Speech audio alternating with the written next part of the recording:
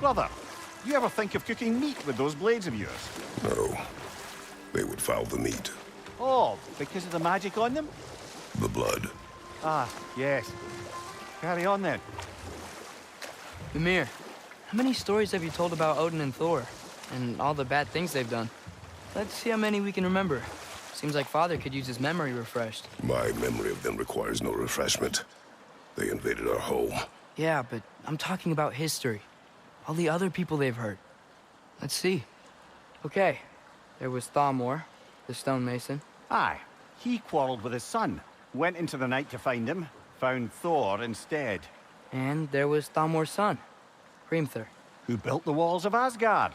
And whispered something of importance to Freya before his betrayal and assassination. There was Groa, of course. The knowledge keeper and prophet of Ragnarok.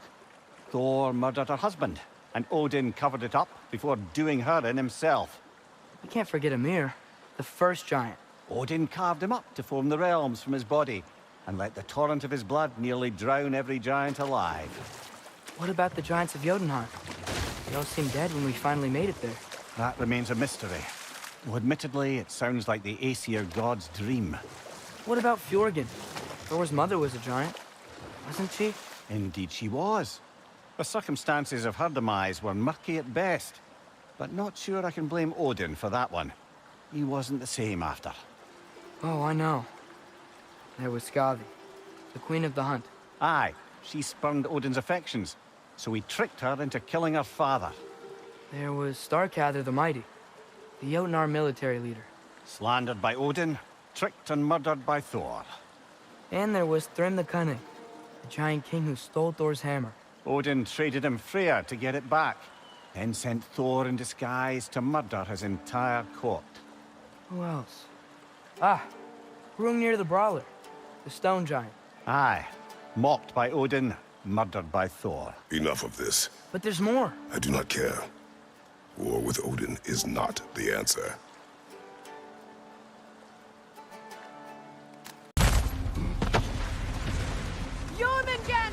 A welcome sight, but he didn't follow us from Midgard.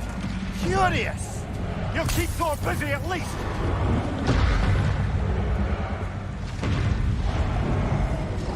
They sound eager. Good.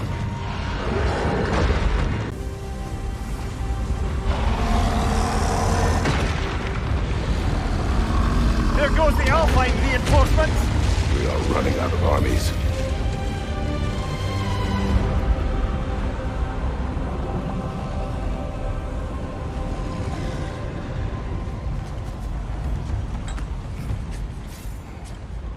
Looks like the giants made it after all. The snake looks different. He is different. But when I was away, never mind, later. The Einherjar's link to Valhalla. My sisters and I must sever it. Go. Still no sign of the dwarves. Sindri won't let us down. We have to trust him. Rally all you can. We will make for the Svalbard Tower.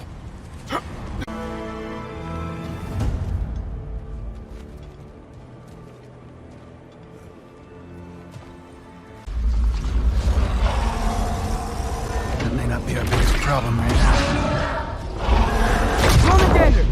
Get back to your sister. We must hold back Ragnarok. This fight is mine. But if I could just... Take Atreus and the mask and do not look back. My son trusts you, so I trust you. Get away from her! I am done with you and your son! It's strange. There are still signs of the world serpent all over the lake. But we saw him disappear at Ragnarok. That can only mean the legend was true all along. That blow from Thor sent Jormungandr straight back in time. A younger Jormi, fresh from Jotunheim, would grow into the serpent we know. When we first met the snake, you said that he found Atreus familiar. Perhaps they met in Jotunheim. Perhaps so, brother. We'll have to ask the lad for that story when we next see him.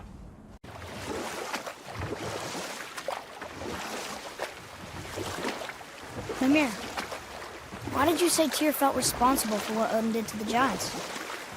There was an incident shortly after the forging of Mjolnir, when Tyr arranged a diplomatic meeting between Odin and the Giant Kings. Well, this was when the Long War was young, when victory was still a thing dreamed of and the Jotnar might have tipped the balance between Aesir and Vanir. Odin had persuaded Tyr that the hammer was merely a deterrent, a means to broker peace from a position of strength. Tyr was hopeful to convince all parties they would prosper best through peace. He knew the giants were deeply concerned about the hammer, a super weapon in hands they did not trust. But they trusted Tyr. Tyr always believed the best in people, and taking Odin at his word in his desire for peace, he brought the Raven King to Jotunheim. From there, things unravelled quickly. The giants anticipated Odin's trickery and exposed his true agenda to spy and steal their secret wisdom. With magics, they expelled Odin from their realm and cursed him never to return. Frustrated, Odin visited his fury upon the giants of Midgard. Thor unleashed Mjolnir's might upon any giant he could find. None could stand against the tide of slaughter that followed. And at last, it seems, with Tyr's aid, they retreated. The tower disappeared, no giants could be found in Midgard, and no man nor god has set foot in Jotunheim since.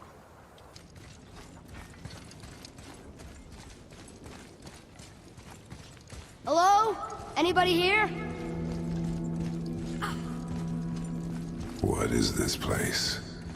They must have all come through here when they left Midgard. What was left of them. Odin and Thor, ruining everything for everybody.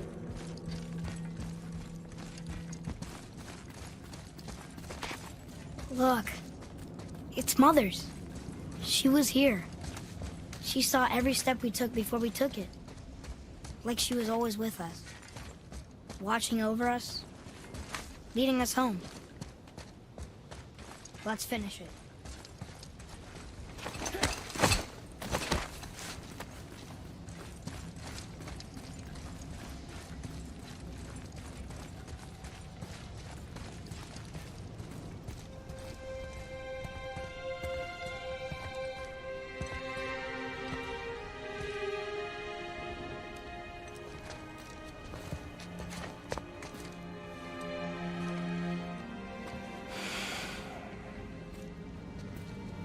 Father? No. We do it together. Son.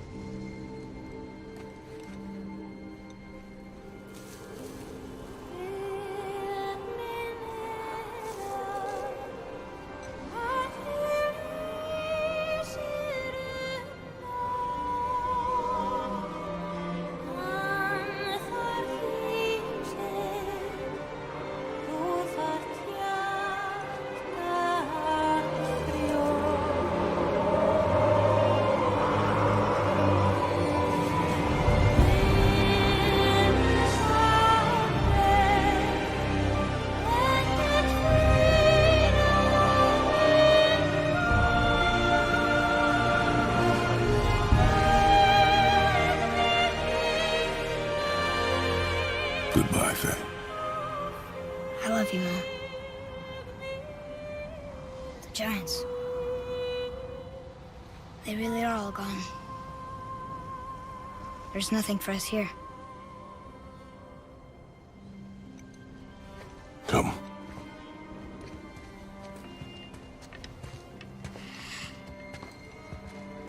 So, I get that Mother was a giant, which makes me part giant and part god.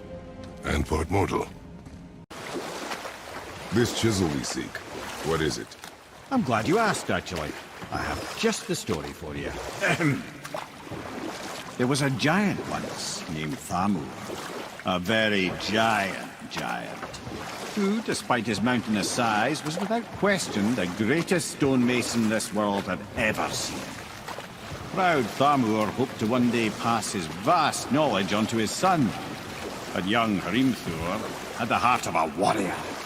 Perhaps the father had too much fear in him, or the son too little.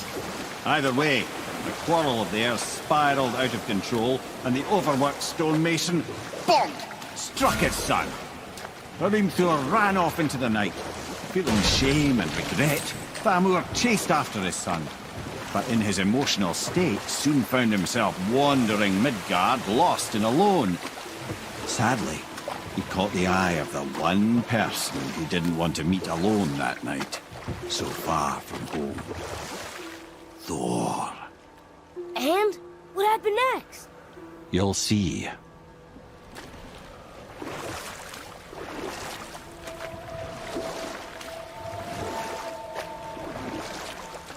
Thor killed him.